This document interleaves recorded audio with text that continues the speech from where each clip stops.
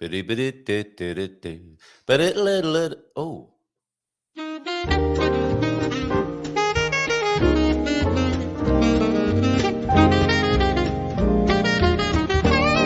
dia, Portugal! In Portugal, there's a YouTube show full of fun facts you need to know. Carl rings the bell and the members show to the GMP morning show. Featured guests will come and they will blow your mind. The audience will do so in kind. The little vanity mixed with some insanity on the morning show with GMP. Good morning, Portugal, and I'd like to welcome you to another fantastic day. Hey, Gumpers.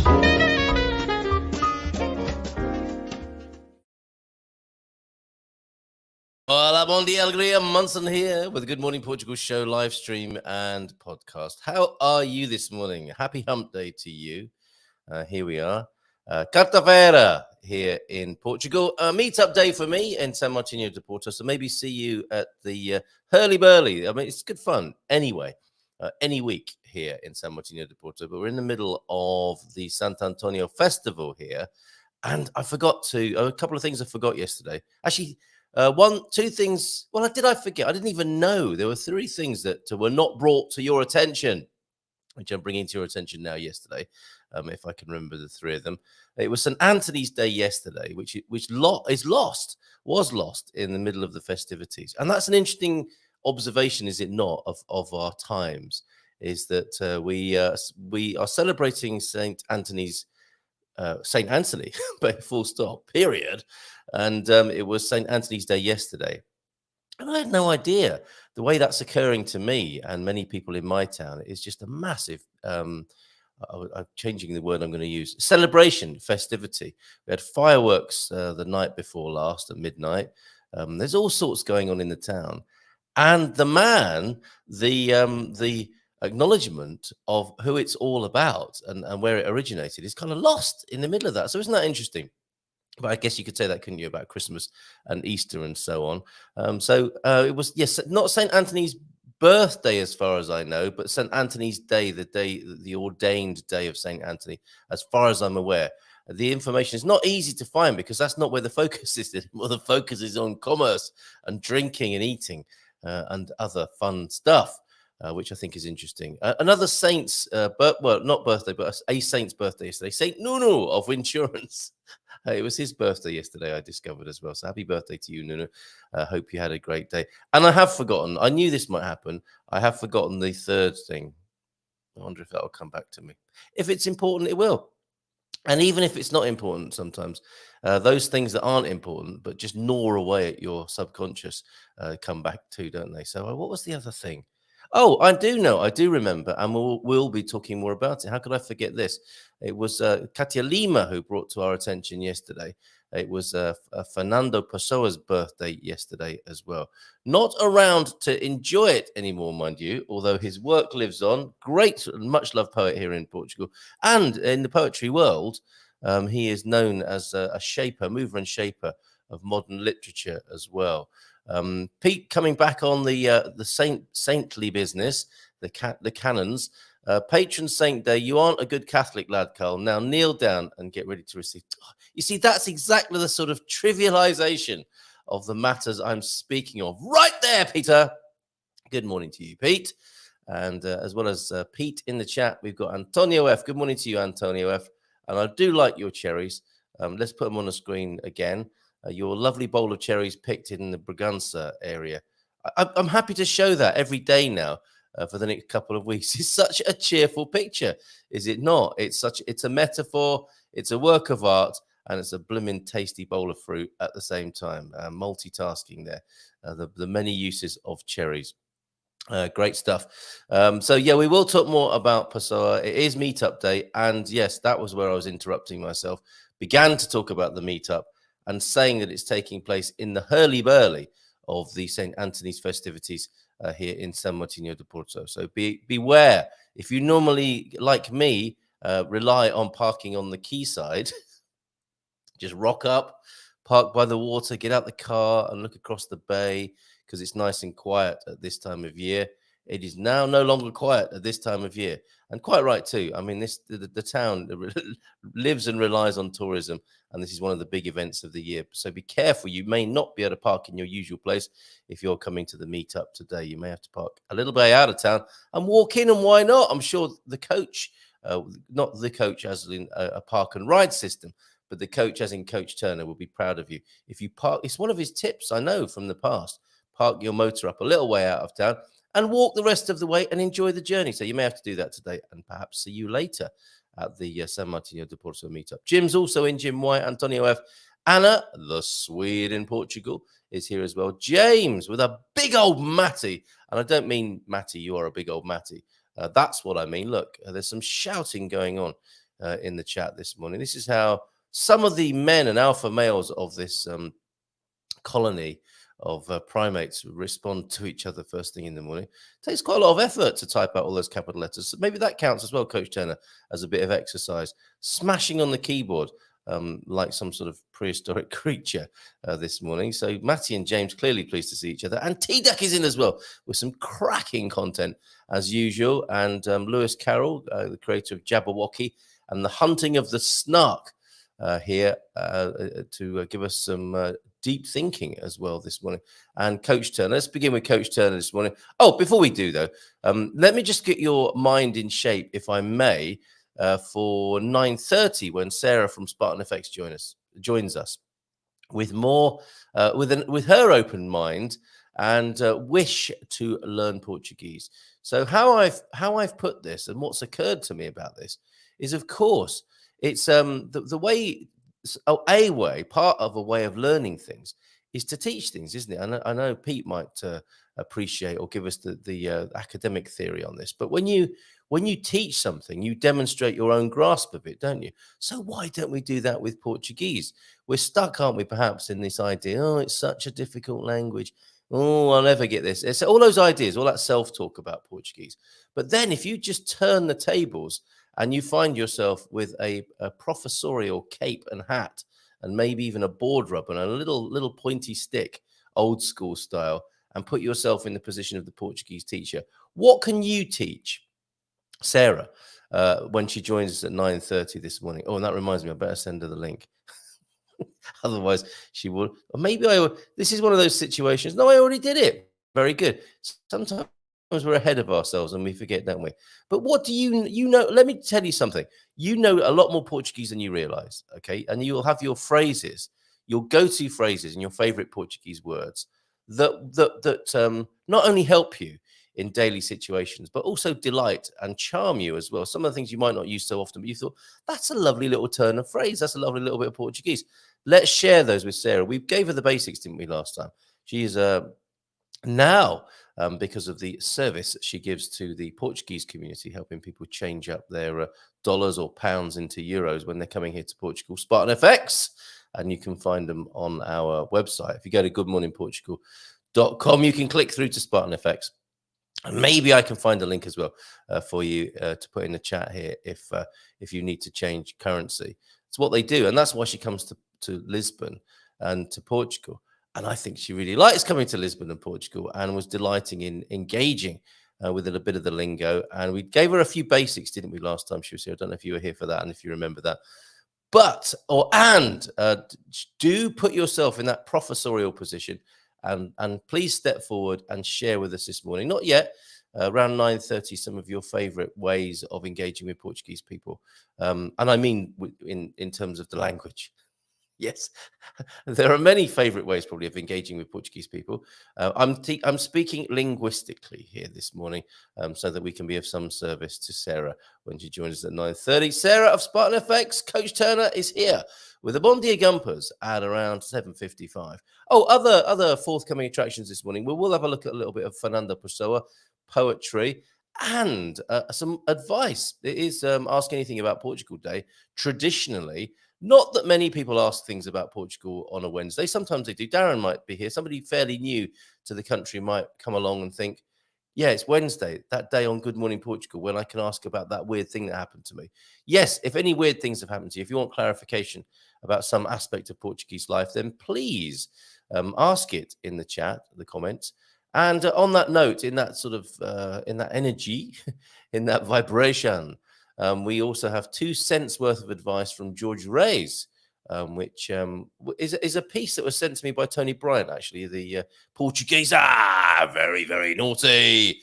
Why leave Portugal / speaking candidly? I think it's a blog called Leaving Portugal. Now, George Reis, you would think, okay, he's got a Portuguese name. Did he leave Portugal as a kid?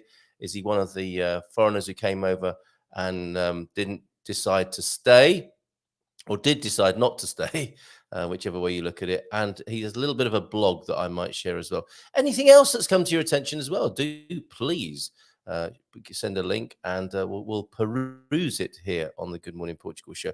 And I think I am sliding down the am I sliding down the screen a bit? Yeah, I am, aren't I? Let me just put, instead of adjusting myself, I can move the camera. Clever stuff, this technology. Bon dia, Gumpers. It's a Gumper hump day.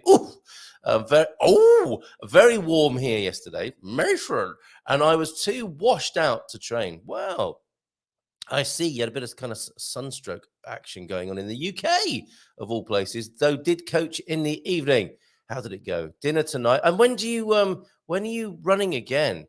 When are you competing, I should say, shouldn't I? Because I imagine you running on a fairly regular basis. But when are you competing again?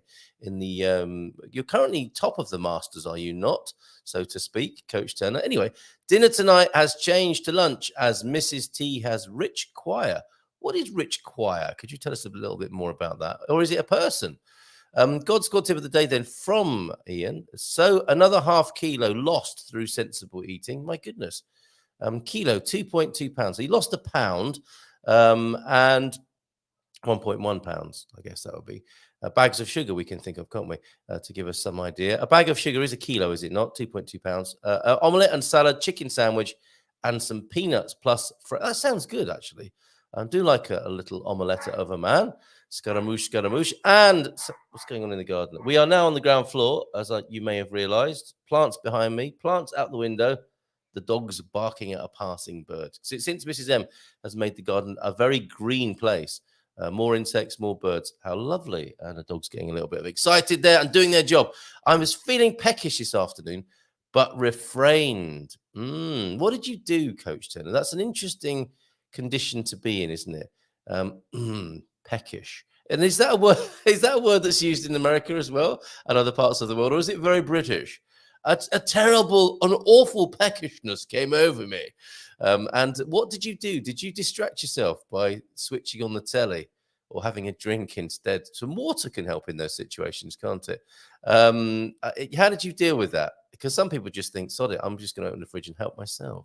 Snacking isn't really a problem if it's healthy. Nuts, raisins, fruit, or even raw vegetables, they all work and minimize unwanted fats and sugars. Another kilo to go for me. And he's being cheered on by young Matty as well. Keep going, I think, says Matty further on in the chat. Bon dia, alegria, Gumpers from T-Duck. And the deep thought of the day then. Let's ponder this for a moment. Thank you for your impromptu thought of the day yesterday. Be the rainbow at the end of someone else's rain cloud. I think I've really messed up Dr. Angelou's quote there, but thank you for sending that. It was very appropriate yesterday when we were talking to Mama Bear. Great conversation with her and her mum. Wasn't it lovely to see her mum on the screen as well? Bring your parents if you can. Bring your parents to work day. The co-host here sometimes on Good Morning Portugal. And talking of which, actually, let me just distract myself again. YouTube do this interesting thing now where they tell you how your week's been, as you can see on the screen there. And there's a deep thought in the way at the moment. And apparently, it's very interesting. They tell you how many people are watching, whether the audience has grown or not. And everything's going up, thankfully. Thank you to you if you're watching on YouTube and if you're a subscriber. I never ask people to subscribe, do I? I'm going to do it now. So if you're watching and you haven't subscribed, please do subscribe. And please share. Please share what we do. Last week, 4 videos. That's uploads, 2 shorts, 6 live streams, and 1 post. And typically, you'll see there that I made a clip of Daniel Reyes from the Dream Team session last night, Expats Portugal's Dream Team session, which I facilitate on a Thursday night. Daniel and I had a very brief aside about, of course, Portugal's CEF are only human and how demoralized they must be. And we must remember that they're human beings. They work under awful conditions. I mean, they also create some terrible conditions for people, but they are human beings. And a little bit of compassion and kindness, I think, needs to be remembered. And hopefully that will help in the long term as they revive themselves. Actually, I heard one rather, hold on a minute, some whining going on as well. Sorry, I had to admonish Jimmy Chu there for scratching at the door. Somebody said to me they thought that the CEF situation might indeed be one of those running down situations, a typical governmental tactic to just demoralize a department so that ultimately it can be disbanded, privatized, or whatever. There's a similar pattern, is it not, in neoliberal politics there? So maybe that's what never occurred to me that might be happening with CEF. And of course, another theory with CEF is how they might be subsumed into a Schengen-wide EU border force and all get re-employed and redeployed in a different way for the European Union, the European Commission. I don't wish it would be exactly, but there is a great big kind of European big brothery, massive border security and surveillance system, is there not? Which sends a slight chill down my spine. I think I prefer a local bit of border, if you don't mind, a local border management, because some people, as we found out from Tig James, find themselves the wrong side of an arbitrary, centralized decision. Whilst they're just going about their business and find themselves deported by some stroke of a click of a mouse somewhere in one of those little immigration desks. Anyway, where was I? Yes, CEF. Are they being demoralized is there a hidden agenda with that? Or are they just a government department that are underfunded, undervalued, and underloved by their users? And of course, it takes two to tango. But a little bit of remembering that CEF are human beings too could be very useful. We can connect heart to heart, human to human, rather than moaning about how crap they are, basically. That was one of my 4 videos. There were 2 short, 6 live streams, and a post in a pear tree. And the interesting thing was, and as is typical of the internet, the most popular of my videos last week was one of the shorts, which was those meowing cats in the Algarve, thanks to there's Fernando, thanks to Victoria Benson. So that was that's what we did on YouTube last week. Thank you everybody who is a YouTube subscriber, watches on YouTube, etc., becomes a member. A few of you are members as well, so thank you very much. As you can see, T-Duck is a member of our YouTube channel. Well, that's what that little S, that sort of futuristic sci-fi logo means next to his name there on the screen. So back to Lewis Carroll's deep thought. Thanks to T-Duck. I give myself very good advice. Oh, yes. But I very seldom follow it. Yeah. We are our own top advisors, aren't we? Constantly self-talking ourselves into what we should be doing and then very seldom doing it. Isn't that an amazing threshold us human beings have to convert the theory into practice? Isn't that called praxis? Do I remember correctly? So Lewis Carroll then wrote the poems Jabberwocky and Hunting of the Snark. We will go to the poet Fernando Pessoa soon, and they are classified in the genre of literary nonsense. Jabberwocky and yes, and even the word Jabberwocky itself is synonymous, isn't it? With literary nonsense or nonsense just generally. A King's beer then. These are growing beautifully. Our treasury at GMP VIP. Learn something new about Portugal every day here on the Good Morning Portugal show. Today we're learning about Vinho Verde, and Vinho Verde is only created in one place in the entire world, and that place is northwest Portugal. It may be red, it may be white, it may be rosé. I feel a song coming on. Vinho Verde, the musical, starring the Gumpers as the chorus. We could do a little bit of a Monty Python style, couldn't we? Spamalot meets Vinho Verde on the stage. It may be red, it may be white, it may be rosé. Ooh, misses. And it's usually consumed soon after bottling. And the name means green wine, but translates as young wine, with wine being released 3 to 6 months after the grapes are harvested. although Portuguese residents enjoy drinking it alongside pork-based meals, I enjoy drinking it alone, I have to say, as well. It also pairs nicely with seafood. Can you give me your favorite pairing then of Vinho Verde? Anyone who's watching who is a fan of the Vinho Verde, which you can find in the most fancy bottles here, can't you? A bit of fizz, which competes admirably with other fizzes that are available around Europe, the Cava, the Proseccos and Cavas of the world. Some of the Espumants and Vinho Verdes um, compare very, very nicely. I suppose it's more the Espumants, isn't it, that are in that sort of league. Oh, what happened to me there? I've disappeared off the screen. Oh, I'm back again now. Although Portuguese residents enjoy drinking it then with pork-based meals, also pairs nicely with seafood. And a Vinho Verde is... there we go. That's something we can... I'm going to write that down. The phrase that I wanted to share with Sarah later on was mais ou menos. Like, you know, how are you? Okay, with for Sarah a little bit later on. And a Vinho Verde can be sparkling, late harvest, or even a brandy. That's interesting. I didn't know that. In its early years of production, a slight effervescence of the wine comes from the malolactic fermentation taking place in the bottle. I knew that. And in winemaking, this is usually considered a wine fault, but Vinho Verde producers found that consumers like the slightly fizzy nature. Yes, and that's so interesting, isn't it?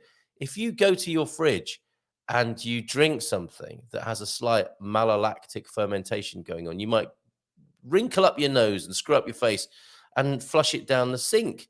And isn't it amazing how sometimes that can be turned to advantage, as it clearly is here with Vinho Verde? That's what's going on. Lactic. There's something lactic going on.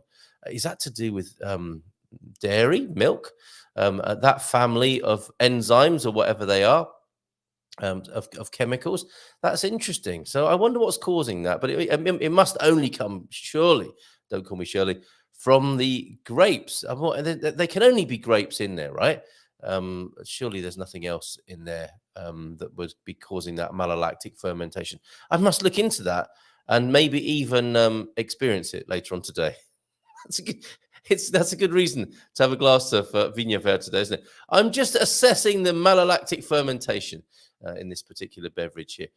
Thank you very much for the dad jokes as well this morning, T-Duck. We will come back to those later. Let's do those with Sarah, shall we? Should we doorstep Sarah with those later on?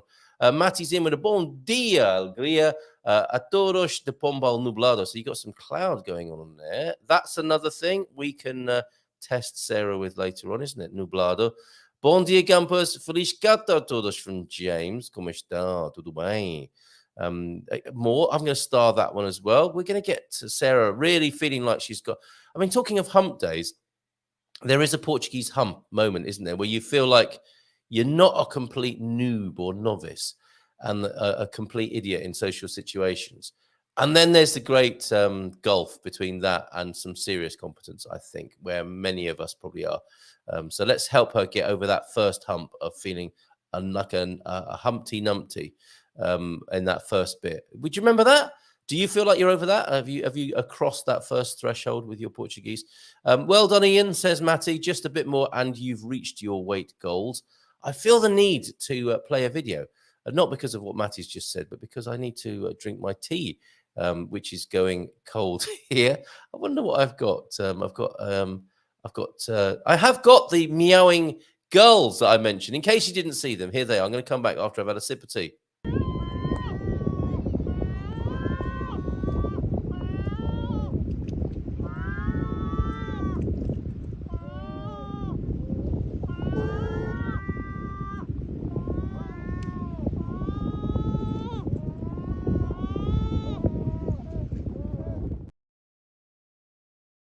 Quite long enough, as the actress said to the bishop.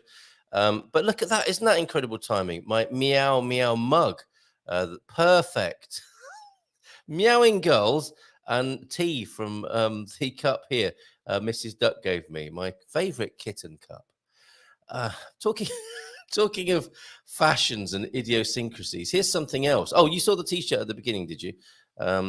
Are you getting these adverts as well? That are, obviously Facebook advertisers can see, well, they can't see how old you are necessarily, but Facebook can, and they will serve us up as a commodity to people who want to sell us things. And this, I think that's how this came up on my feed. My mind is like my internet browser. I've 19 tabs open, 3 are frozen, and I have no idea where the music's coming from. I think we've all been there, haven't we, from time to time.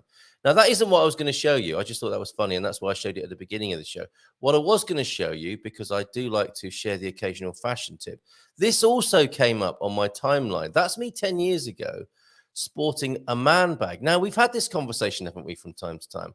And from time to time, I will try and reassert or bring into the conversation the idea of the man bag. There's mine, no ordinary man bag, Omega, I believe.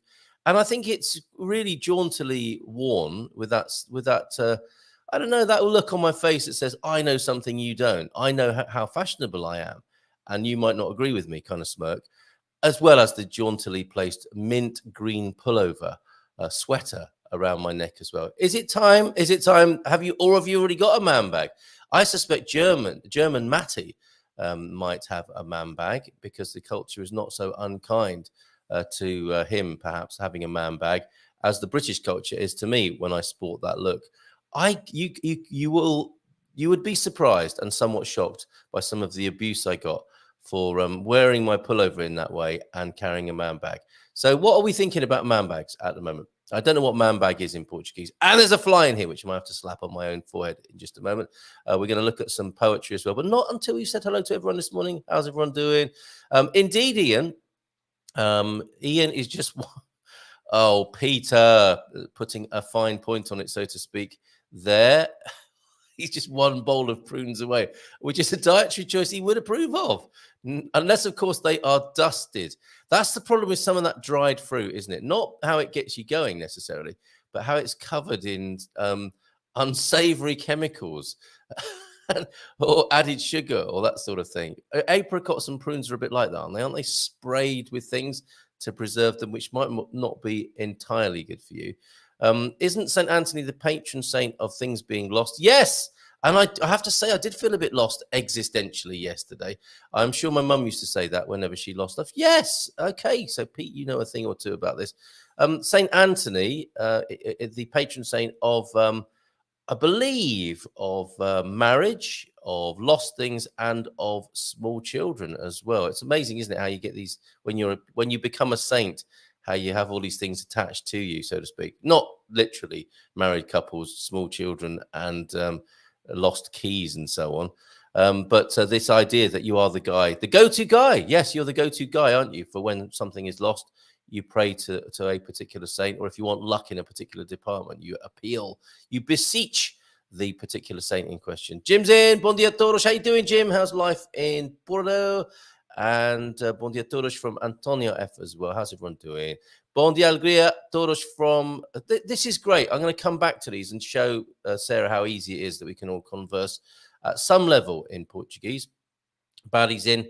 All seems like a distant memory now, doesn't it, Barry? You know, you got the escritura, you got the car. Anticlimax. Bon dia alegria. No, I'm sure it's a great relief. Enjoying our last week before we leave for Iceland for a few months. Wow. So heading back there for... That is the Icelandic summer then you're going back for, I'm guessing. Big Tony, James. Bon dia. James, how did your stuff go yesterday? What was he up to yesterday? And indeed, you learn 90% of what you teach compared to 40% writing it down, and unfortunately only 20% by listening. Thanks, Pete. I thought you would know a thing or two about that. So there you go. Let's teach Sarah Portuguese. You'll be surprised by how much you know now I've put you in that position. So 90%. If you learn 90% of what you teach compared to 40% writing it down. And isn't it funny the way we tend to subject children to for a decade or more and a half of their life, or maybe 2 decades for some kids going through to becoming postgrads, only 20% comes from listening. Isn't that amazing? And still, that's our preferred transmission, is it not? It's probably because it's the easiest, isn't it, in the habit we're in. What do you think, Pete? Tell us, what's your favorite school of education, Peter? Are you an Ivan Illich fan? and some of those old D-schoolers and upsetters of the system? Or are you a regular Fordist when it comes to education? Get them on that production line and poop them out at the other end as valuable members of society. Bon dia, my friends from João de Norte. Hello, João. Good morning to you, John. And 100% when you do use all modes of learning, hear it, speak it, write it, teach it. Again, I'm feeling in musical mood this morning, and education, the musical. You can hear a chorus at the back of the stage, can't you? With hear it, speak it, write it, teach it. Hear it, speak it, write it, teach it. It sounds like Jaws now, doesn't it? You learn a lot when a shark is following you, or a PE teacher, which I have in the same mental frame. A shark, a great white shark chasing after me on a beach, and my PE teacher trapped in the middle somewhere there. Hear it, speak it, write it, teach it.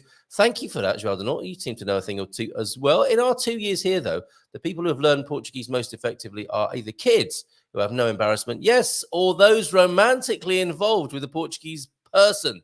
Meu Deus is the key. What does that mean, Meu Deus? My God is the key. Is that somebody who is also, is that another way of learning? Praying, maybe.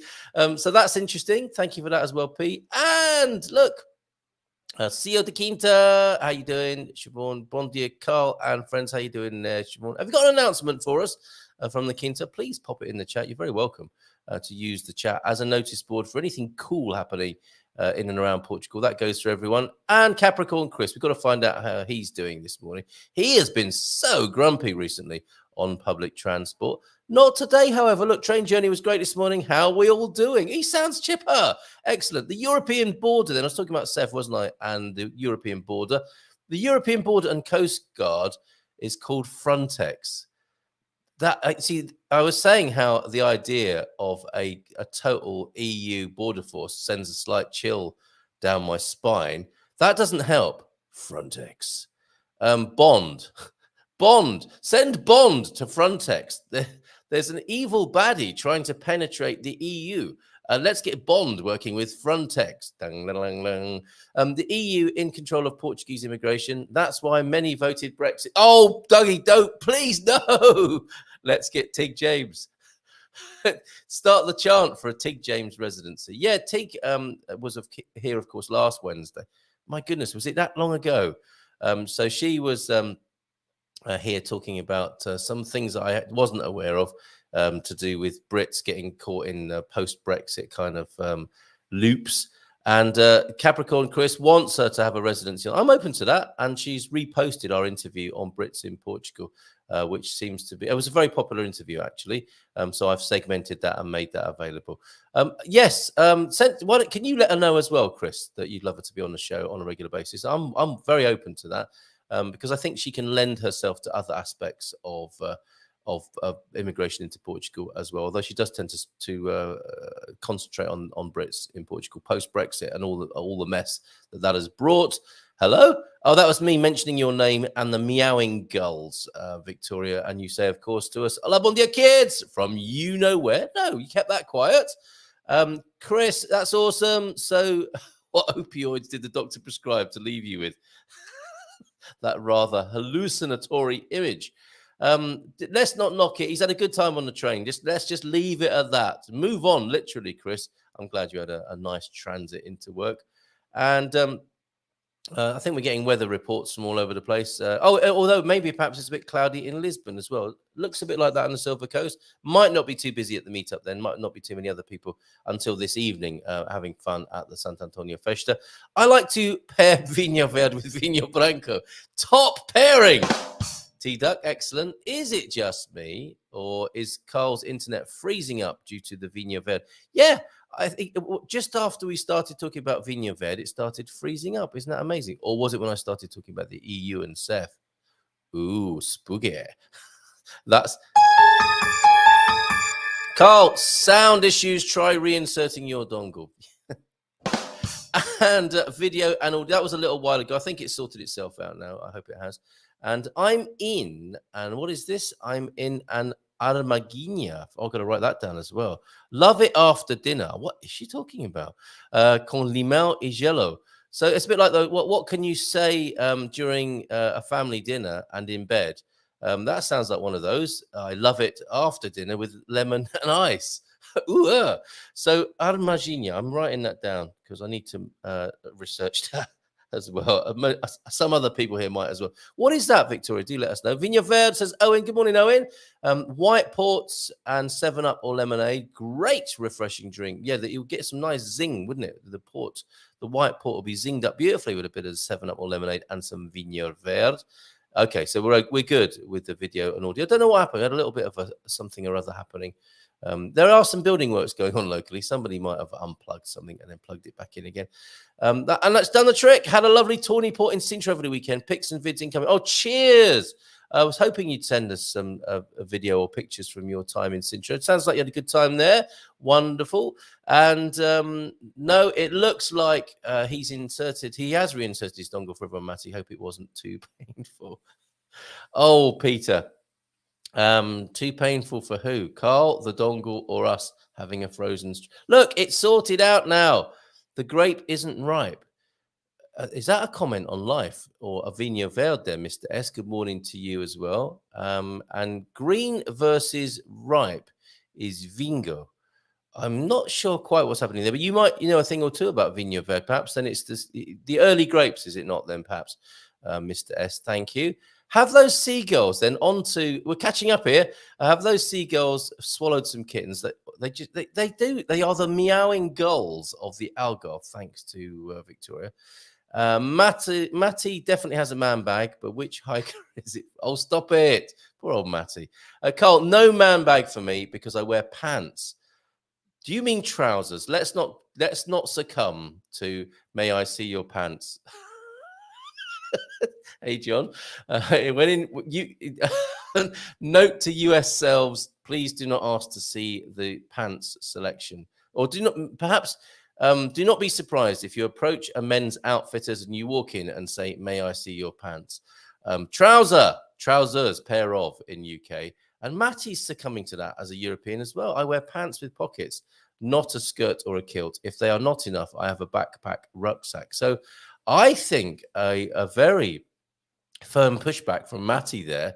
Not happy about me suggesting he might have a man bag. And he's put it in inverted commas which for extra emphasis. Also known as a merce. That's a men's purse then, is it? Okay, so Victoria, you're quite comfortable, I think, by the sound of it. And I think continental men, the further you go into Southern Europe, I think the more comfortable a man is with his sexuality and his ability to sport a merce or a man bag. Girls were in front of the fishing shacks in Almassal de Pera. Lots of cats hanging around there, all in competition for the fishing boat booty there. I like the merce, says Sarah. Good morning to you, Sarah. How are you? I no longer need to carry a purse now. So Sarah then has upgraded to a man purse by the sound of it. And you see, that's the thing.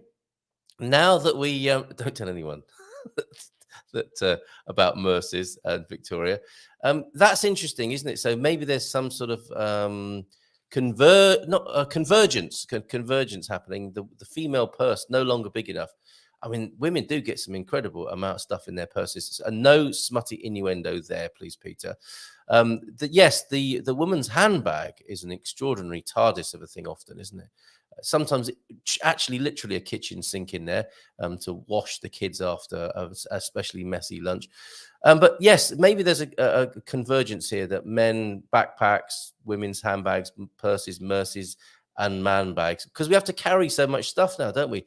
What with the ID, the digital ID. Although you could argue that the whole thing might get smaller when everything is reduced to being able to be an app on your phone. That's the only thing we'll carry in the future. I wonder where this is going to go. I just think they should put more pockets in women's wear. We always have troubles getting Diane leggings with pockets. Well, a pocket will rather upset the line of a legging, won't it? Thank you, Pete. My challenge with the whole man bag thing is that I rarely need anything more than my pockets. But occasionally, I guess if you've got a SEF appointment, you only have one item, like reading glasses, that I don't have a place to stow without needing to carry them in my hand. Yeah, you see, there you go. And that's when it will be very useful. I have perhaps, maybe I can get a man bag sponsorship. This segment brought to you by... Merce, the distinguished gentleman's, and no, actually, the way to market it now would not be to make it gender specific, of course. He, she, her, they, and your, it. Man bag. Let's not be specific about that, and we double the market, do we not? And run into a load of political problems on Twitter. Amarginha is an almond aperitif, similar to, so there you go, Portugal's amaretto possibly there. And almost there, it's thank you, Antonio F. This is definitely something that Sarah needs to know about. My goodness, we were going to do some Fernando Pessoa poetry. We will get there in just a moment. Victoria Benson, almost there. It's an armaguinha. Remember, the U is armaguinha is mute before an E or an I. So there you go. You would want to say armaguinha, but it's armaguinha. So that's brilliant. Excellent. Do Speedos have pockets? Oh, I found another picture yesterday. I don't think I've downloaded it onto this computer, but I found a picture that I took of myself from a public service point of view. It was a public service announcement, and I had a swimming cap on. Now, this is, yes, that's a good reminder, Pete, and given that it's hump day, and ask anything about Portugal. Is that a hump in your Speedos, or are you just pleased to see me? So Matty, he's talking to Matty. Do Speedos have pockets, or have you mistaken the Y front fold for a pocket, Matty? That's not the most elegant of places to keep your stuff, so to speak. To pull your wallet out of the Y front fold of your underwear, I think would understandably cause alarm among anyone who was near you at the time. We do not recommend or endorse that sort of behavior here on the Good Morning Portugal show. I just want to make that very clear, Peter and Matty. So stop that. However, on the matter of Speedos, you, whilst in France, I was one time surprised and a little disgusted to learn that I couldn't wear my baggy swimming bottoms, trunks in swimming costume. It makes it sound like an Edwardian knitted number, doesn't it? But I found in France once that you can't wear baggy shorts in a French swimming pool. And then when you can wear your baggy swimming shorts here in Portugal, but you've got to wear a cap in the water. They'll sell you one, or you can get them at the Chinese shop. And the one that they lent me or sold me was really tiny. I've got a big melon of a head. So it was quite something to stretch that over my head. I think it left a line across my forehead afterwards. Or was that the goggles? The kids' goggles that I was sporting as well. But yeah, remember to take your swimming cap. Although Speedos or baggies are fine here in Portugal. It's a sling pack. Now I'm confused. Are we talking about men's swimwear here? Budgie smugglers, banana hammock. Something stuck in my throat. But budgie smugglers, banana hammock, or sling pack. No, I think we're back on man bags here, aren't we? Although that could be a description of men's swimwear, the sling pack. I put my stuff in Huggy. That's a good solution. Outsourcing. I put my stuff in hubby's sling pack. Okay, sling packs then. That's a new thing. So yes, T-Duck, I know what you're talking about. The thing that can be jauntily thrown across the shoulder, the sling pack. And it is mid-sized, isn't it? Instead of carrying a purse myself, Carl. Very good. And credit for sling pack to T-Duck there. Yeah, very good. And interesting, pants with pockets. What? Pants with pockets. Somebody's sending me pictures of their pants. Oh, yes, thank you for that. That's a passport holder. That's not that great to go swimming in, though. But thank you very much for that. And we've got a produce picture. We've got to move on. There's too much leisurely chat this morning. Or is this what we like? The group ready for Saturday? Okay, we've got an update from Filomena as well, from Marchas Populares that she was talking about to us on Friday of last week. So I must show you those as well. Absolutely lovely. Max is in the picture as well. Let me save and bring to the screen all of these for you. And I'm going to have another sip. Listen to me. I'm going to have another sip of tea and put another random video on in just a moment. But let me just bring these. Actually, let me play a vid, and then I can put the images of. You're going to love these swimming trunks, everybody. I was going to say ladies, but that'd be a bit too sexist for me to utter this morning. Let me give you a wine club advert commercial.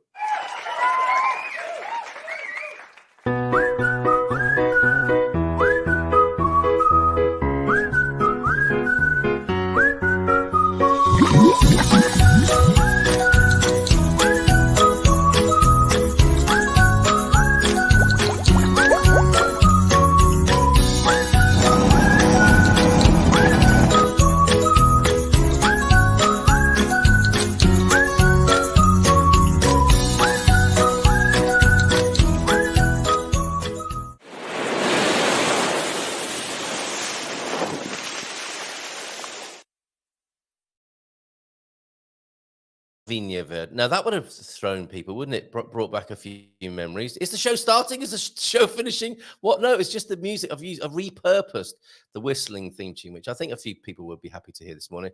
I've repurposed that for the Wine Club intro, which also doubles as a very nice commercial. Nearly pressed the wrong button. Trying to put these pictures onto the screen. So thank you, Joao de Nort. A very, very efficient picture research. Have we come up with the best solution so far then, which is a very, is the word sheer, but very flattering, I guess, possibly. But you've got some, and is that a waterproof pocket? It looks like someone's keeping their passport. Not very well, it has to be said. You're going to have to stuff that in a little bit further, sir, so to speak, to get that zip done up. Is that the solution? Because I see there's a zippable pocket on the other side. John, have you actually got these? And if you do, how do they perform, may I ask? We're moving from one set of veg to another. From the Horta Herbanos from Owen, French beans, green and purple. Nice way of putting it. It's poetry. We'll get onto the prosciutto in just a moment. Wasabi radish. Wow, are you actually going to be making wasabi mustard from those bad boys there? And string beans and summer squash. Very beautiful. And over to Miranda de Corvo now, to the assembled team of the Marchas Populares, who are training late into the evening, many evenings of the week, having a lot of fun in the meantime. What's that lady at the front doing in the mustard colored top? And I think we've got Mac here, haven't we? Our old friend Mac. And Philomena, of course, there having fun in Miranda de Corvo. Thank you so much, Philomena, for sending those this morning. And thanks, everybody, for all of this man bag talk. Who knew? Okay, come on, let us move on. Just a couple more man bag comments. And speaking of man bags, Luisa was telling me about outfitting the front porch. What? And she told me she wanted to install a Brazilian hammock. I laughingly told her that in English, it could mean something completely different. Okay, I don't think we should all look that up on Google now. Not everyone should besmirch their search history with that. Who wants to do that? Who's going to take one for the team and search Brazilian hammock on Google for us now? I don't think we should all do it. We will be grouped together as some sort of demographic phenomenon if we all do it now at 9:20 on this Wednesday morning. Never seen a cap. Oh, okay. So you don't need that in your village, Paul. That's good to know. That might just be some particular place. And still giggling after your Jaws joke. That was, I didn't know that was coming, which is the way, isn't it? With a great white. And not a fan of cargo pants, trousers. Plenty of pockets. Too many, you might say. And, oh, love the old whistle intro exit tune. Yeah, brought back some happy memories there. Brazilian hammocks. I think we should just let that hang there, as it were, and move on. I do want to tell you about Fernando Pessoa, and are we going to get round to that 2 cents worth of advice? I might have to carry that over, or do that I might do that after Sarah's been and gone and back into the world of currency exchange. But let's bring onto the screen now, at the risk of crashing the technology, because it is a little bit sensitive today, isn't it? I think it's popping in and out, so to speak. Here we go, and we have the on the GMP platform. I'm just going to share with you now. Yesterday, Katia shared with us the reference to Fernando Pessoa, and here it is. Today's birthday boy, she says. Happy birthday to my forever literary crush. This is someone you do need to know about, quite frankly, if you live in Portugal and are in any way a fan of Portuguese culture and want to know how the nation's psyche really is formed. This man is part of that. Fernando Antonio Nogueira Pessoa. So there, he was born on on Antonio's Day, wasn't he? St. Anthony's Day. So presumably that's why he's got Antonio in his name there. Fernando Antonio, and we have Antonio F. Was it your birthday yesterday, Antonio? Fernando Antonio Nogueira, which means walnut, does it not? Pessoa was born in Lisbon on June the 13th, 1888, not 1988. He was one of the most prolific Portuguese writers ever, and the owner of a genius mind, although his non-literary life was, as far as we know, quite uneventful. Personally, says Katia, I think he probably led a sort of double life, but that's just my own guessing. In the photo, and I will show you the photo in just a moment, you can see Pessoa epically strutting his stuff and rocking his stash, walking his tash. I don't know if he's rocking his stash, because that, like Brazilian hammock, could mean something else. Or maybe that was his creative access and muse rocking his stash, walking down a Lisbon street. For more on Fernando Pessoa and some of his great works translated into English, go here. And we might go there when we have Sarah with us. And there he is, rocking his tash and his stash. And so you might have seen this iconic image, or you might have seen representations of it. I think, as Katia does, on those. Isn't that a brilliant picture?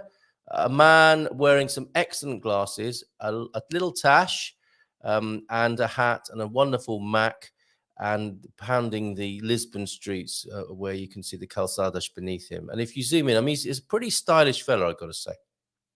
So thank you very much for that. And we do have a link which where we can go to the Poetry Foundation. So I'm going to do that. I'm going to go over to the Poetry Foundation and tell you a little bit more about Fernando, because it's important. He's a very important figure in Portuguese culture. Where's the share screen button gone? Come on, computer, help me out here. Okay, we're going over to the Poetry Foundation now, and we're going to look at what they say about the man himself, which is adding to the stream. There we go, clicking the buttons. It's very sluggish this morning. Should we save up and get an it's not an ADSL, is it an ISDN link? ADSL would be even slower, wouldn't it? I think we're there now at the Poetry Foundation. And 1888 to 1935 is when Pessoa died. Born in 1888, as we said. Poet Fernando Pessoa was born in Lisbon, Portugal. His father died when Pessoa was 5 years old, and the family moved with his mother's new husband, a consul, to Durban, South Africa, where Pessoa attended an English school. At 13, Pessoa returned to Portugal for a year-long visit and returned there permanently in 1905. He studied briefly at the University of Lisbon and began to publish criticism, prose, and poetry soon thereafter while working as a commercial translator. You see, I told you learn something new every day here on the Good Morning Portugal show. In fact, we learn loads, don't we, in this 90 minutes together plus. During his life, most of Pessoa's considerable creative output appeared only in journals, and he published just 3 collections of poetry. And isn't that interesting that such a prolific and influential person would not actually have a massive body of work?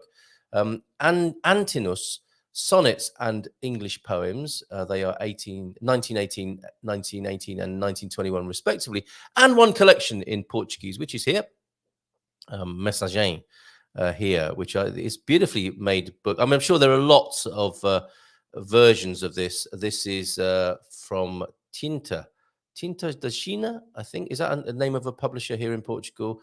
And it is the Edição de Jerónimo Pizarro. So I'm guessing curated, collated with beautiful illustrations and pictures of his notations from some of his poetry as well. It's beautiful. It's well worth. Maybe I'll put a link to it on one of our resource sites. So in 1914, then, the year his first poem was published, Pessoa found the 3 main. I'm just making sure it's still on the screen. Yeah, that is there for you, isn't it? What did he do? He found the 3 main literary personas. Oh, okay. So 1914, then, the year his first poem was published, he found the 3 main literary personas, or heteronyms, as he called them, which he would return to throughout his career. Alberto Cairo, a rural, uneducated poet of great ideas who wrote in free verse. Ricardo Reis, a physician who composed formal odes influenced by Horace.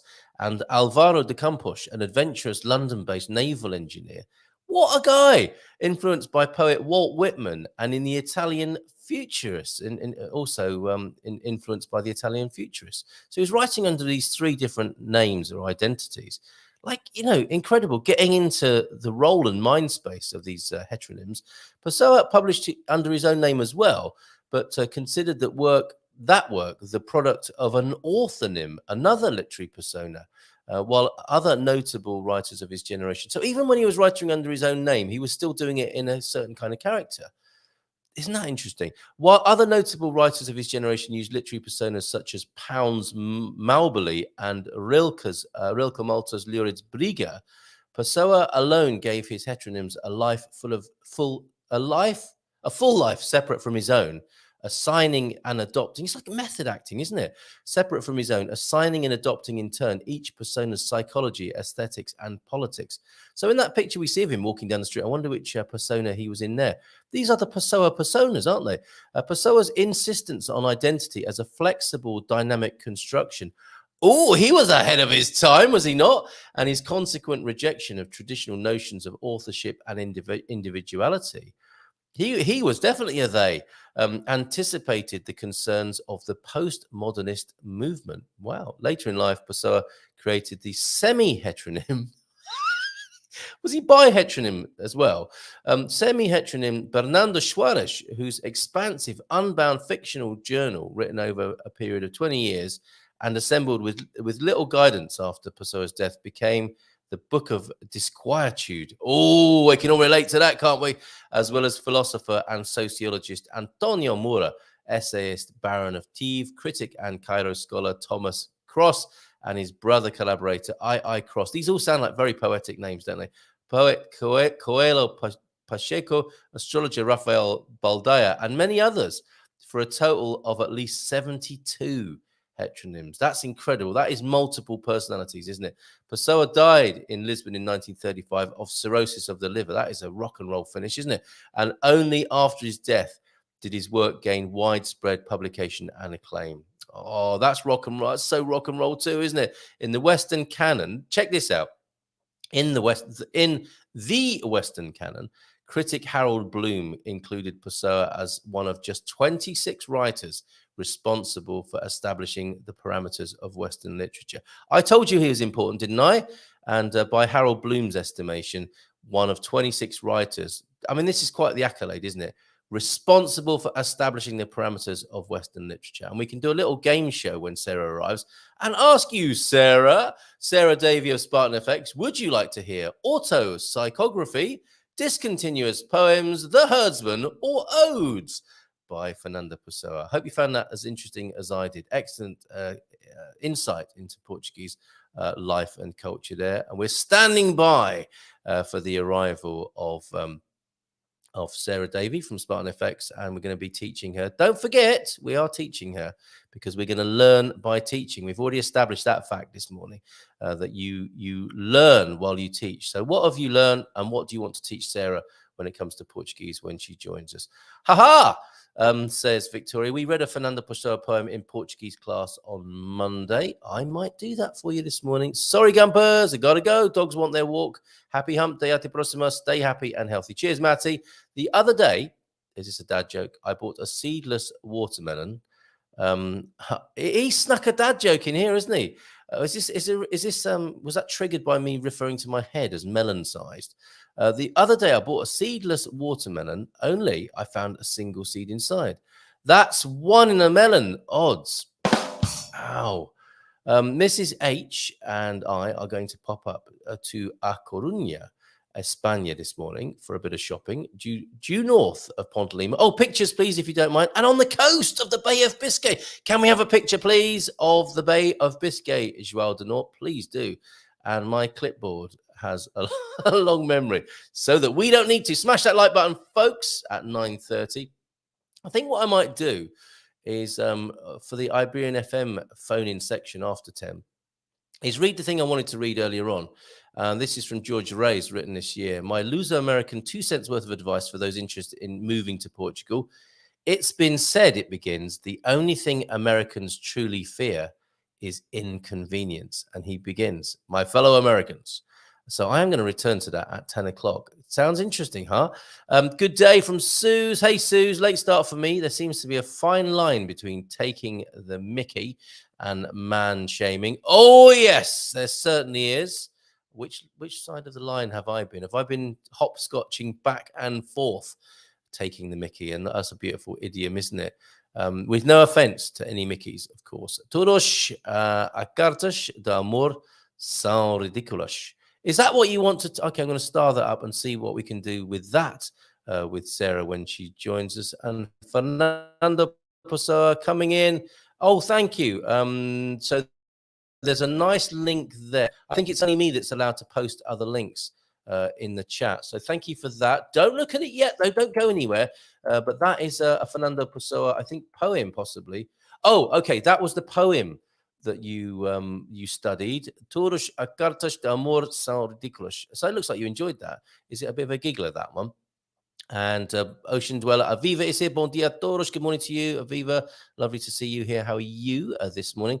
Oh, Toros. Yeah, that's good, isn't it? Did you dictate that into the phone and it translated it as Todos? Todos! And Suze, I didn't think you'd seen my Brazilian hammock. Oh, Peter, must you? Okay, and what's this one? Looking out for a small, stubby coffee liqueur in Spain. About €5 a bottle and delicious 26%.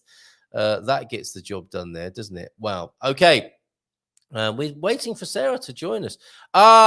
Didn't she have a little bit of trouble on the M25? That much loved motorway system that circles around London. Apparently, there was a time when I think it was a couple heading north or even to Scotland got onto the M25, I think after maybe leaving one of London's airports, Gatwick or Heathrow, got onto the M25 and drove round the M25 thinking they were going in a straight line back up north and to Scotland. And they were just circling around London for hours on hours. They're probably not alone in that. Other people must have done the same. Have we not seen that sign before at that particular set of services? I forget the names of them now. I used to know the names off by heart from all the traffic reports of the horrible things that used to happen on the M25. Can't remember a single M25 service station. I'm not unhappy about that. All right, let me do a few news headlines for you. We haven't done weather for ages, have we? And I think I've lost my weather page. It's been so long since I've done that. Portugal news then: rent support reaching families this month. A taste of Formula One in Lisbon. Will Ronaldo hit the 200 cap mark? Will he get 200 caps for his country? Tesla opening Portugal pop-up stores. How much does it cost to get married in Portugal? Is an article in the Portugal news where our friend Doug writes, of course. And the Summer Safe program extended to Lisbon, Porto, and beaches. I think it's always funny when a new Burger King or Decathlon opens up, and that's a news story. But yes, it's true. A new Decathlon is opening up in Guia, Albufeira. That's the Portugal news. They're leading with those exciting stories. And meanwhile, over at the Portugal resident, André Gomes has been elected new Algarve tourism chief. Mondego mutineers will hear the charges against them on Thursday. The Mondego mutineers. Has Spielberg signed up the rights for that movie? PSP and GNR to act in each other's territories through the summer. Not a euphemism. And new project seeks solutions to preserve bees and recover honey quality. I like the sound of that. As well as, check this out, a top story in the Portugal resident. Faro Hospital tackles cockroach problem. Hey, okay, I think Sarah's here to join us. Was she stuck on the M25? Let's find out.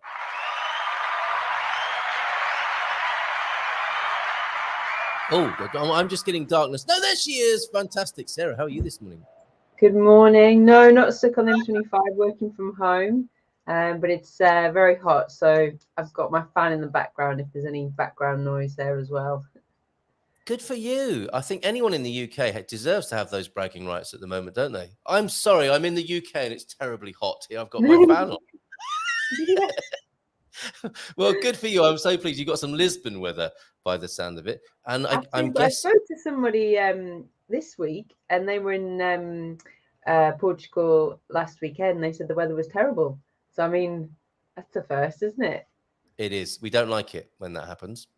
We don't like it that way around. And what I should have said to you this morning, of course, was Hola, bon dia, tudo bem? Yeah, hola, bon dia. So how's it gone? You're back again for more Portuguese tuition. We've been working behind the scenes here, chatting to each other. I have been encouraging my friends and colleagues here to share with you their favorite Portuguese phrases, favorite Portuguese words, so we can move you along a little bit further. The idea being to get you past that first psychological barrier where people think, I'm never going to get this, or I'm just so embarrassed in public Portuguese situations. We'd love to get you to a point where you feel comfortable going into a cafe or public situation and just rocking an "Olá, bom dia, tudo bem," and being able to get past that first bit. So is that okay with you? Oh, absolutely. I think it's you do stop yourself because you don't think you're good enough, Oh. but you've just got to do it. The reason I gave out that slightly patronizing "or" it was not because I was being patronizing. I promise you. I mean, but that's life generally, isn't it? That's why I was slightly touched by that. It is, We and that stop it's ourselves. because I think I mentioned it before. I've started taking golf lessons on and off for the past like 2 years, really. But because it's been on and off, I've just sort of had a few lessons here or there, and never felt sort of good enough. And then last week, I went along to something, and someone said, "Let's do a couple of holes," and I thought, first time on the golf course, and nowhere near close to be able to do that. And actually, I didn't do too bad. I really surprised myself. I mean, there were some terrible shots, and I've lost a few balls, but we won't talk about that. But again, it's psychologically, you do stop yourself, and I think you can apply this to this as well. So true, so true. I mean, that is a horrible moment for anyone who's experienced it. Stepping up to the first tee, and there being a little crowd of people, and you're not exactly warmed up at that point, are you? And you're as you try and remember all you've been taught or thought was a bit of tuition or experience in golf, and you swing the club and you top it, and the ball just rolls off the first tee onto the first bit of the fairway, and you have that little walk of shame, don't you, to go and smack it again. Like, I'll try again. and the crowd backs up and gets bigger and bigger, or so it feels behind you. So there it is. I mean, this is general advice then. In terms of building confidence, we do censor and limit ourselves, don't we? And the wonderful thing is, I think we said last time you were here, is Portuguese people will be very supportive and encouraging, unlike people at golf clubs, perhaps, who are booing and saying, in British golf clubs, "I didn't think we allowed women on the golf course on the Wednesday." I know, I snuck in. But no, it's interesting when we were talking with some Portuguese like Nuno and stuff like that, they were sort of saying that, because I think one of the things more than anything is really the pronunciation. That, I mean, let alone remembering, but that is, I feel personally, that's my biggest barrier, not my forte or strong point. But he said, they're just happy for people to really give it a try, regardless. Yes, absolutely. So do bear that in mind. James is already in with some advice for you. Sarah, bom dia, queria. That's a really useful. That's worth writing down, because I know you were writing things down last time, weren't you? Queria, I would like. I'll write that down. Yeah, this is where James started, and he's had his moments at the market. When he's saying queria, some tomatoes. Asking for tomatoes can get you in all sorts of trouble here in Portugal. And he knows that. He's got the scars to prove it. Queria, I would like, is a magic key into the world of asking for things. And so here we go. He's elaborating on that for you. Queria pão de mafra. Whether or not you want a pão de mafra, in this illustration, you're going to be getting one. Compido fatiado. Oh, that's good. Por favor. I would like a mafra bread, a particular place, a regional bread, long and sliced, please. So compido would be the long bit, and fatiado. That's a useful, because they have these slicing machines here in Portugal. I don't know. I've not seen them so much in the UK. They'll slice, or you can slice that in Lidl when you get your bread there. So that's fantastic. We may take screenshots as well. Look, you see what Pete's done here? Learn your days of the week and numbers, which Carl can take you through. No, Peter. You can type those out for us on the screen, or anyone can do that. If anyone wants to test themselves, I'm happy to help with that as well. On using queria, this might be a little bit more useful to you first thing in the morning. There's how you ask for your first cup of coffee of the day. Oh, yes. Do you want to give that a try? Okay. Can you say it first? Queria and café. So in a phrase book, or when you're learning on an app or a video, this goes back to the pronunciation and I think the earlier difficulty you mentioned. So in a phrase book or an instructional video, or here now for that matter, we would enunciate it slowly and clearly, and it would be "Quería un café, por favor." And if I was doing a voiceover, I'm open for those sort of jobs, producers, audio producers, if you're listening. Learn Portuguese with Carl Munson, and it would be "Quería un café, por favor." Repeat after me. "Quería un café, por favor," or "Faz favor." And see, the thing is, when you go to the cafe and you stand next to a Portuguese person saying that, it's going to come out as "un café," probably. A lot faster, as in "Quería un café, faz favor." So I do feel your pain with that. However, this is the place to start, and James is bang on there. So quería un café, por favor. Quería un café, por favor. Excellent. Yes. Oh, the spotlight is on you. So good on you, and thank you for being in this position here. The pressure is on others as well to keep coming forward with and testing their knowledge such that they can share with you. The This thing is, I suppose that's it. You'd become not to be disrespectful, but you probably become unpolite, because I'd probably be just saying "un café, por favor," and that's okay. First bit out. Yeah, the quería is. I think James does put that very well. Quería does begin a world of engagement. I would like quería. So it's almost like an anchoring or stabilizing word. You just say, okay, what's that first word I need to remember? Quería. It's the path into these situations. So excellent, James. Good. Oh, not quería. Hold on a minute. What's he saying? Okay, and this is the pitfall of translator apps. Translator apps only use gostar, to like, as in I would like. So he's not saying don't use quería. He's absolutely saying use quería, but not gostar. Because actually, I think if you stand at the bar saying I like coffee, the people behind the bar are going to just nod and go, okay. That's right. Thanks for letting me know. Okay. So quería rather than gostar. Although I suppose if they notice that you're from the UK or you're American, then they probably think, yeah, they're trying. They are trying, very trying. Absolutely right. And that goes back to the warm reception you're likely to get from Portuguese people. So brilliant. Thank you, James, for that. Before we go back to more, I think we should have a look at the world of currency, shouldn't we? We could easily forget, whilst we're in the hurly-burly of learning Portuguese. You are, of course, from Spartan FX. How's it looking? I mean, political turbulence in the United States, for sure. Germany in recession, I think, officially. Yes, What's going on in the exciting world of currency, Sarah? And then we'll come back to more. That's the exciting thing. I mean, you sort of nailed it on the head. What you just said. People forget about it, and that's part of the problem. Is people, and understandably so. You forget about it. It's not high on your list. And it is a human nature often to leave things to the last minute. And currency is one of those. I mean, the number of times people sort of really basically come to us and say, I need money. I need to transfer it yesterday, pretty much. I need to get there as quickly as possible. And, really, I would advise that people do give themselves more time, because the more time you have, the more options you have, but also just make sure that you can meet those deadlines. I mean, we are very quick with our transfers. In fact, quicker than the bank. I mean, we've had customers that it's taken a week for a transfer when they've done it through their bank. So especially if you need to meet any deadlines or if you encounter any problems. I mean, we've had clients that have had deadlines and they've missed them because they've done it through their bank, for example.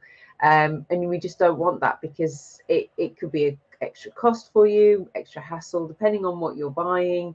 They might not be lenient if you've got a deadline. So again, we can make the transfers faster. We do same day transfers, but again, you just don't want to be in a position where you're struggling to meet those deadlines. So do bear it in mind. And also the rate does fluctuate. Don't forget that. We've got customers that are often buying euros in advance, or just let us monitor the rate for you. You rightly said, when we're looking at sort of customers that are selling US dollars and buying euros, there really is sort of your peaks and troughs. I mean, the general trend is moving against you, but within that, we're seeing a few flickers of improvement. So if we look back this year, we saw better rates. I think it was about the 6th of March and then 4th of June. It is starting to move against you again, but there are some hope within that. And that's what we're sort of looking for, to try and take advantage of the rate for you, because on sort of larger amounts, a small shift could be 2,000 dollars difference. But a bigger shift over a few months, we've seen a difference on 250,000 euros, about 32,000 US dollars, and that's a lot of money. What could you do with that money? Essentially, could you buy a car? Two Could you grand's a lot as well, isn't it? renovate You could your get, yeah, you could buy a lot of long sliced bread for 2 grand, let alone Definitely. 32 grand. Incredible. Definitely. And happy customer James, extremely happy member of the Spartan. He's calling you a family rather than a company. Yeah, I it is. simply It's can't lovely. Yeah, friends, family. It's really nice to hear that. But I think it's because we do take the time with our customers. You can speak to us whenever you want to. And I think that really makes a difference because it is stressful. You know, you've got a lot on your plate. There's a lot to consider. And we just want to make this process as easy and simple for you as possible. You know, a couple of things, obviously dealing with your bank, often it's, you know, the paperwork that you need to fill in to make that transfer. We can help you fill that paperwork in. We can try and help make that interaction with your bank a little bit easier as well. So it isn't always necessarily about the rate. I mean, recently we've had customers, well, they've come over time, but say to us, oh, I've spoken to my bank and they say they'll do it for free. Now, nothing's free. I mean, there are some things, but generally not a lot, unfortunately, free, and certainly not when it comes to your bank. So yeah, they might not be charging you a bank transfer fee, which might be about $45, but what exchange rate are they offering you? So you may find, yeah, oh, it's free. I've not been charged that 45 US dollars, but actually on a few $100,000, it's costing me about $10,000 to make that transfer, because that's actually their charge within the exchange rate. So when they say it's free, yes, it's free for a bank transfer, but they're still making money on the exchange rate, and that's what you're not seeing, and they're not really telling you. So that will be a much costly transfer. So it's something to bear in mind. That's really where we come in. That, you know, yes, you may still encounter a $45 bank fee, but we're saving you a lot more money on that exchange and helping you get that money quicker because of the way that we send payments. Mm-hmm. Very good. Excellent stuff. So there you go. The link is in the chat as well. And James clearly happy there. So if you could pass on that hola to Neil as well, when you speak to the team, that would be great. If anyone else wants to say hi to their nominated member of the Spartan FX team this morning, please feel free to do so in the chat. Great stuff. Okay. And on your website, of course, people can find out rates too, can't they, on your homepage? Thanks, Sarah, for that little insight into what you do. Some general advice then. Let's go back to the Portuguese and teaching you a few more phrases for when you're back over here. Are you confirmed and booked for more time in Portugal yet? Yes, I'm coming out on Friday just for a very short trip. Woo-hoo! I'm very excited about that. Yes. Just a short trip, but then I'm going to come out later in the year for a little bit longer. So I'm very excited about that. Very good. And have you chosen particular towns or venues? Are there places or are you confined to the big cities basically because of what you do? No, so generally I'm based myself in Lisbon, just because it's a lot easier, because a lot of which you'll find yourself, you know, your visa agents, your lawyers, a lot of them tend to be based in Lisbon. So that kind of makes sense from that perspective. But I might be making a trip further out of town now to Tamar. So very good. I'm excited. Excellent. I've never been before. Apparently, very historical. Apparently, it's the home of the Knights Templar, I believe. You look at you. You are not only Portuguese language but Portuguese culture. You're absolutely right, and you will have a great time, I think, in Tamar. Most people do, and it is a charming and beautiful and historic place. Yeah, really good. Have a great time in Tamar. Okay, so let's give you a bit more vocab and a few more things to bear in mind when you make that trip over here to Portugal. Never drink, apparently, and sorry, it's not never drink full stop, but never drink and drive. But as an accompaniment to after dinner coffee. Oh, I think that's the really strong liqueur Pete's talking about. The other tip is drink that strong alcohol when you are keeping going through a Portuguese class. I mean, if you think this is tough, just a few minutes. There are people who go to Portuguese lessons twice a week, I think, doing the government course. And it's 3 hours, I think, twice a week. They do pay you, and I think that's only right, given the given that length of time. Yeah, but Victoria's picking up on that advice. Yes, going to smuggle some into my class tonight in a Pedras bottle. Pedras, of course, is the water, one of the waters here. Oh, that's a nice little quirk that you might like to know about, Sarah. Do you? I mean, presumably you have an occasional glass of wine or gin and tonic or port and tonic here in. Hold on, I need to shout at my dog. Okay, he's gone now. He's scratching to try and come in. He wants to go for his walk, bless him. But you're going to have to wait until I finish speaking to Sarah. Yeah, no, I do have some wine. I do like the green wine from The Portugal. Vinho Verde, we were talking about that. And the white port that I discovered in Very Portugal. good. Very nice. You are becoming so Portuguese, Sarah. Now, if occasionally you're going to be drinking water, you're going to be asking for. So we go back to the queria. Queria uma garrafa d'água com gás. So have you come across that yet? Water is a very useful word to know, obviously. Agua. Yes.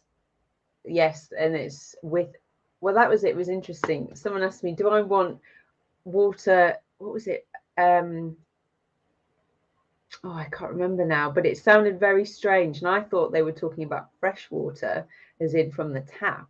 Yes. Or do I want it normal? But what he meant was cold. Fresca or normal. Yes, that's another beautiful insight. Here we drink tap water. So when he said fresh, I thought, oh, tap water or normal, but it's not. They say that for cold or out of the fridge. Very, very good. So fresca or normal. Normal will be room temperature. Fresca would be from the fridge. Very good. Excellent stuff. Now, the other thing that might throw you, as you're making some nice progress here, asking for your water with some confidence, and you might get to the point where you've got the fresca. It's not a simple matter ordering water in Portugal. You've got the fresca or the normal, but you've also got sem gás or com gás. And there's a lot in this because com gás means with, and we've got that pronunciation note in there. It will be com as it's written, but you would say it as though it were written con, con. So com gás would be with gas, and saying again sem, sem gás, without water. It sounds like it should be sen, but it's written sem. So you're gonna be asked, and it's not over there at that point. I think there could be at least 3 questions about the kind of water you want. Room temperature or cold, with or without gas. And when you've got to the point where you want it with gas, there's going to be more questions, which is where this pedras word comes in. Pedras means stone or stones, but that's a brand of water. So you might get to a point where you're thinking, yay, I'm acing this. I've done the cold room temperature thing. I've done with gas. And now the person behind the counter is saying, Castillo, Pedras, Lusa, and they're firing all these words at you, which are actually brand names of waters, because Portuguese people's water palette is really sophisticated. They will choose and specify which brand of bottled fizzy water they want. So stand by for that. And the beautiful thing, of course, is those words will also be vocab for you. Pedras, stone, Castillo, castle. Correct me if I'm wrong, anybody, and I may well be with some of these things, so I'm happy to be put right in the chat. But just in the small interaction of asking for some water is that richness of pronunciation, vocabulary, and all sorts going on there. So good stuff. What about ice? Do they put ice in? I've not noticed that ice in water. Yeah, gelo. We had somebody asking for limão Gelo earlier on. Very good. And I like where you're going with this, because that could come up with the gin and tonic Portonico thing, couldn't it? Generally served with it. So that limão is lemon. Another brilliant pronunciation note there. So you might look at that and go limão on the end of the word. But that is a useful pronunciation tip, because it's not the ending of only limão. There are other words that have that sound that's through the hooter. I don't know if you would like to try that. Limão. Limão. Very good. Yes. Limão. But how is it spelled on the end? Sorry. You've got Limao. Limão. And there's a little squiggly on top of the A, so that you know that you've got that sound. I think it's going to be the same for the beirão behind me on the shelf. I have a bottle of Portuguese liquor on the shelf behind me. Beirão, with that same ow sound at the end there. I'm feeling quite self-conscious now because here I am in this situation where I'm being a Portuguese teacher, and this is not. I am a pretender, but it's true what we were saying earlier on. You learn by teaching, and I'm really feeling that now. As I'm checking, is that how it's spelled? Is that how it's said? But it's great. It's a really good position to be in, and I thank you for it. So there you go. James helping limão, lemon, and lima, lime. If you're going to prefer that with your mojito, for example. See how I'm contextualizing it all, mainly with alcohol, it seems, this morning. So sorry, I don't mean to create a bad impression of you, but it's my go-to. Right? I'm not suggesting it's yours necessarily. So, but you see the little squiggly on the A, limão. I don't know what the official word is for the squiggly. Somebody will tell us that. But there you go, limão. And you asked about ice gelo, Gelo. So you might say queria limão y gelo. I'd like some lemon and ice with that. I love it that you're actually writing this down. This is fantastic. You can also watch again. I'm writing them down on the replay in a different way to how they're spelt, because that'll be easier for me to read it as you should possibly say it. Yes, exactly. So a bit of phonetic note taking as well. Oh, and there are other people who want to say hi to the Spartan team. Hola to Ben and Neil. Yeah. Great chaps. Also a happy customer. Says João de Nort. So a few more things before you have to leave us and go back into the world of currency exchange proper. Keria means from Victoria, I wanted, but it is correct. You can also say quiero, I want. So you'll notice that words ending in O can often be the first person conjugation of a word. An O there. So I want would be quiero, but queria is the way to ask for things, is a way and a very accepted and known way. Poder is one I like to use, PODE-SER, poder. So it's like, is it possible? Almost like the American can I get, poder. But let's not confuse that right now. Let's stick with queria until we see you again. Are you up for a third lesson at some point? I am. I tell you what, I will say that, because we asked, didn't we, some of the experts, what would their tip or their saying be? Yeah. And I think Nuno shared, which I thought was useful, Casa de Banho. Casa de Banho. Casa de Banho. Casa de Banho, yeah.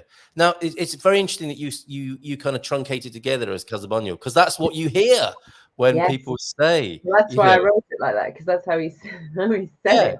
Casa de Banho. So it's the room of the bath, the bathroom. Casa being again a useful bit of vocabulary because of its multiple uses. But Casa de Banho in this instance, asking for the WC, the little boys or girls from us, and other euphemisms for that room. But Casa de Banho is good, and you could just say, rather than a lot of conjugation and grammar, Casa de Banho, faz favor. Faz favor, por favor is always going to go a long way. And James with another excellent intervention here. Always in capital letters, begin with a friendly greeting. And I have noticed this. You might want to just cut to the chase and ask for the coffee, but it's important to go in with the greeting of the right time of day, which of course we did last time. Bom dia, boa tarde, boa noite, and then hola. So very important to establish the greeting first and then ask for what you want. There's a sense of politeness about that, isn't there? To sort of first of all say hi and then ask for what you want. So there you go. Great. Excellent, James. Appreciate that. And on that matter, Suze is saying, is making eye contact culturally important when greeting with bon dia? I don't know about culturally, but I just would say that's a good thing to do, wouldn't it? An intense stare, not so much, but casual eye contact is good as well. It's not a staring competition. I know it is in France with a bonjour and perhaps a handshake too, or 2 kisses, or 3 in France. Perhaps there. So thank you for that, Suze, that question. James saying, Sarah, I just realized you might not know me from my handle here. Any variation of slug is me, James Holly. Okay. And we also have another one. There's the Monchique when you're in the Algarve, as well as the Castillo, Pedras, Lusa, and Monchique. The Monchique is a fantastic water. It is the exceptional one that is alkaline. With its health benefits of being an alkaline water. Darren, in Porto, he's at a similar stage to you, I think, and they don't understand Coke Zero in a Yorkshire accent. Can you imagine? All right, lad, Coke Zero, faz favor. I can understand that, Darren. Come on, drink full fat anyway. Never mind about that zero rubbish. I went to the no Wi-Fi cafe close to the house with a letter of introduction and the Canadian apology for not speaking Portuguese. She carries a letter with her. A man read it aloud to the regulars, got smiles and a bottle of vinho. There's an incentive then to carry around a letter of apology and an introduction. There, very good. Gelado is ice cream, not gelato. Thank you for that. So gelo is ice, gelado is ice cream. Gelato, of course, I think is the Italian word, but that's a good word to know, isn't it? Gelado. Nice bit of vocab. Especially with this weather. Yeah. And is this another water, Victoria? The tilde? I'm not sure what that means there, but it is 1 minute past 10, Sarah. We better not keep you from the world of currency exchange and FX. But is there anything a final observation? I know I've made a note to get you a game of golf with Bobby O'Reilly at Aroera. That will be. Do you fancy playing golf in Portugal? Yes, why not? I've got to push myself.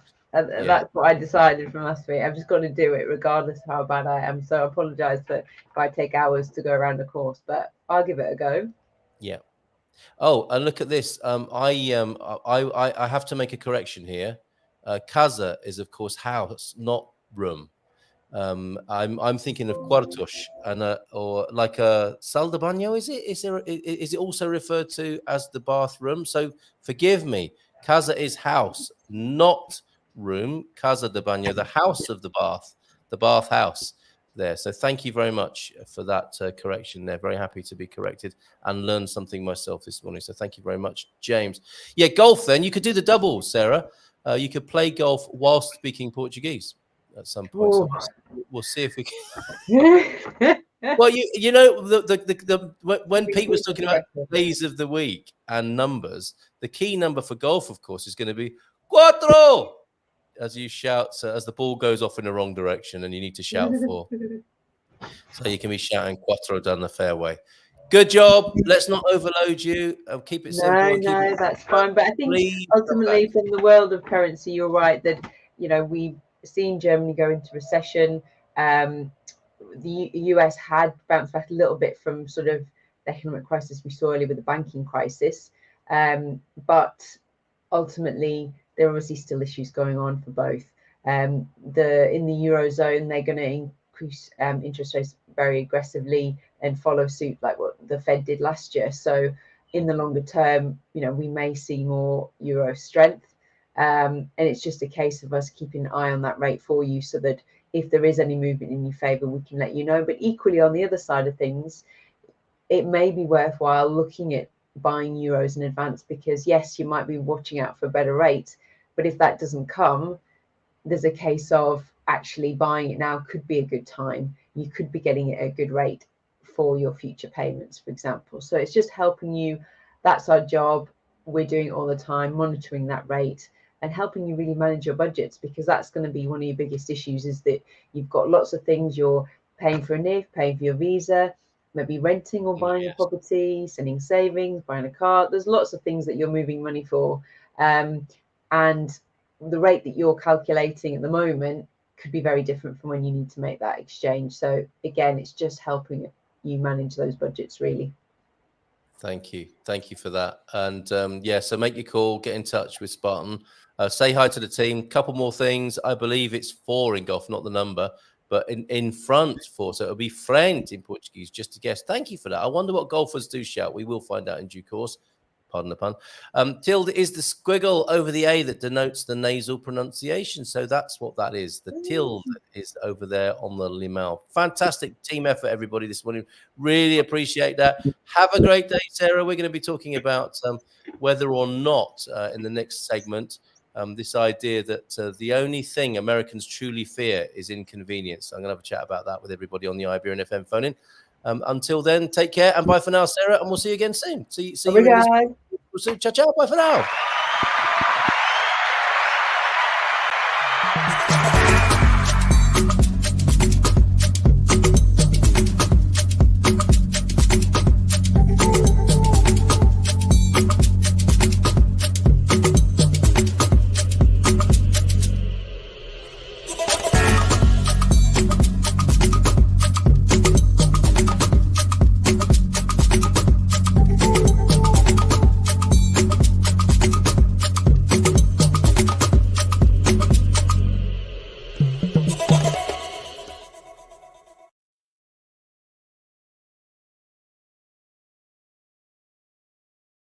I'll mute myself for these moments. There probably is a psychologist's word for fear of inconvenience. I wonder what that might be. On this day when we brought to you the idea of the man bag and where we might go with this in the future, the Merce, for example, all those delightful shorts with their own integral passport pouch. I'm going to call it a pouch. That's a 3-pouch design going on right there. And we saw the wonderful picture of Fernando Pessoa as well. My image is being a bit slow to come to the screen. I hope you are seeing a nice pair of, oh, there you go. You are seeing a nice set of, are they actually underpants with some special security pockets in them, I wonder? I don't suppose you'd have seen Fernando Pessoa wearing those. There he is, rocking it down the street there in Lisbon. I wonder which of his many Pessoa personas he was in that particular frame of mind walking down the street that day. Talking of frames of mind, then, let's have a look at this interesting idea from George Reis, and I'll bring it onto the screen for you now. Do Americans fear inconvenience? And we're going to be talking through that today on this Iberian FM phone. You can call in on 913-590-303 if you wish. And let me know what you're thinking about this. 913-590-303. Let me make sure we are truly connected to the... we are indeed. But let me get started perhaps first and let you know what I'm talking about here. 2 cents worth of advice then from George Reis. My Luso-American 2 cents worth of advice for those interested in moving to Portugal. Is that someone ringing in already? Or just a message? Okay, I think that was just a message. You're okay. Yeah, let me get started past the first sentence here before we have a to and fro on this. My Luso-American 2 cents worth of advice, not mine, but George Reis, R-E-I-S, Reis, for those interested in moving to Portugal. It's been said the only thing Americans truly fear is inconvenience. My fellow American, says George, the only thing you have to fear in Portugal, and this is not a small matter, is inconvenience. The conveniences Americans demand are only made possible by their maniacal work ethic and their worship of market efficiency, that is the American religion derived from English and Northern European Protestant sensibilities. Well, I knew it would be our fault.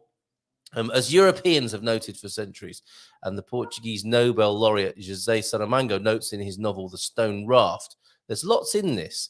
And that's why I'm delighted to share it with you. The Iberian Peninsula is related to Europe, but it's not Europe. It belongs in the South Atlantic between Africa and Latin America. As Agostinho da Silva said many times, the Portuguese are not European, and they invent new meanings for the word debacle when they pretend they are Europeans. This helps explain their insane venture known as the Atlantic slave trade, which they pioneered and continue to do penance for today. What is the difference then between European and Iberian culture? Here on the Iberian FM phone-in today. For Agostinho, Europeans made a pact with the devil to sacrifice their humanity for economic gain and technological advance. Like every moral bargain, there are good and bad consequences. We have life-changing technology on the one hand and money-grubbing domination of the Southern Hemisphere on the other. For Agostinho, there's an invisible border between Northern Europe and Southern Europe.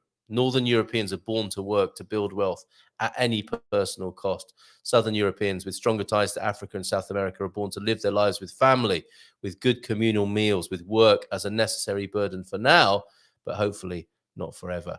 As Agostinho famously said, man is not born to work, he's born to create, to be that poet on the loose. What a lovely connection with Fernando Pessoa, whose birthday it was yesterday. People have misread this as a celebration of sloth, but it's not. It's an assertion of each person's divine spark of uniqueness and connection to all other divinely created beings and things. It's also why you can't get coffee to go. Oh my goodness, I saw some English people asking for takeaway coffee in my cafe. I nearly stepped in. Sorry, that's not what George Reis is saying here. That's what I noticed a couple of days ago. That's why you can't get coffee to go or ice in your drink in Portugal without begging for it. That's interesting about the ice. My parents are Portuguese, says George, and my first visit there was in 1972 when I was 5. I adore the Portuguese, but as an American, they make me mental. As a New Yorker, I say it with no pride. that I say I fume when I don't get what I want quickly. This is an authentic and honest piece, is it not? In the 90s, I went to the Portuguese National Library to pretend I was an aspiring academic when all I really wanted was a nice lunch at a sorda de marisco. Oh, that sounds good. Down the street. I asked the librarian where I could make photocopies from a book, and she told me to leave the book at the desk and come back in 2 weeks to pick up the copies. I collapsed to the floor and changed my life plans on the spot. When I recovered, I broke out in song as in a Broadway musical with God Bless America in my pathetic impersonation of Kate Smith. Other than superlative meals in people's homes, pining for American convenience and breaking out into God Bless America is the only consistent feature of every trip I've made to Portugal since 1972. But all is forgiven when the Portuguese serve lunch, because lunch matters more to them than any damn economic concern. I should note this only applies reliably to Portuguese over 50 years old. I'm afraid to learn about the sensibilities of younger Portuguese who seem to have assimilated into a homogenized international culture that has them all speaking perfect YouTube English. YouTube English! It's creepy to me, but I'm in no position to judge them, says George. I just recoil in fear of seeing a new form of colonialist cultural erasure spread like a fungal infection. Ow. At my age, Portugal is a country of family ghosts, emotional baggage, contradictory feelings. The soup that nourishes is the soup that poisons. I'll probably end up in an untrendy corner of Portugal, even though I've shed my sentimental feelings about the country. I'd say that's a good thing, a sign of late maturing. Chekhov famously said, if you fear loneliness, don't marry. To which I would add, if you fear inconvenience, don't move to Portugal. And nobody needs that fear-shedding advice more than I do. This is George Reyes speaking. I hope this all goes a little way toward explaining why inconvenience in Portugal is not a bug, but a feature that may even humanize you to slow down a bit. Who knows? You might even find your inner poet on the loose, and you can be inspired by Pessoa, can't you, as you've heard today. I do hope finally then, says George Reyes, I hope I do. And I hope the same for you, no matter where you choose to live. So thank you, George, for that. Really good. And let's hope as a final word that we can all find our inner poet and set them free. That's absolutely wonderful. The poet on the loose then. Let's set loose our poets in a Fernando Pessoa style. Americans fear a lot more these days, says Aviva, and we've got a question, some applause from George Jensen as well. I think liking this. Thank you, Antonio F, for showing us what a tilde is. Thank you very much. And Sue's adding to what she said earlier on about the cafe. At the cafe, I said that I then said aloud, all greetings and words are new to more smiles. Then the man switched to French, no Wi-Fi, so no more Googling Translate to help. A good thing. Yeah, the shared language of French in Central Portugal can be very helpful too. And by Randy with a bon dia. Hi, Andy. How you doing, mate? Just back from a walk through the beautiful Bairrada. Just popped in to say hi, and we'll watch on catch up. It was been fun this morning. Nice and easy going one for Hump Day, Andy. I think you'll enjoy it. And we were trying to teach Sarah a bit more Portuguese this morning.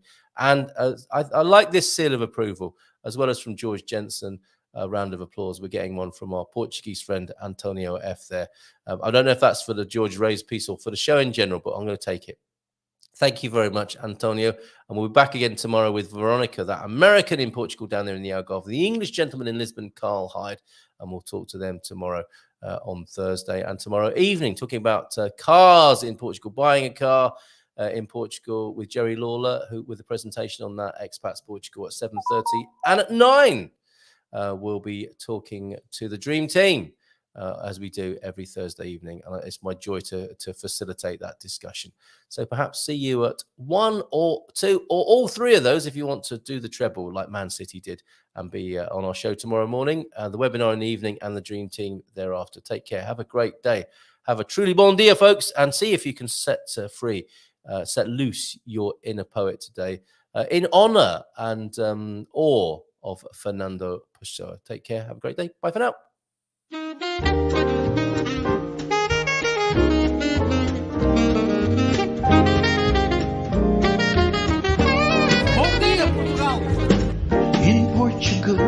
There's a YouTube show full of fun facts you need to know. Carl rings the bell and the members show to the GMP morning show. Featured guests will come and they will blow your mind. The audience will do so in kind. The little vanity mixed with some insanity on the morning show with GMP. Good morning, Portugal, and I'd like to welcome you to another fantastic day. Hey, Gumpers.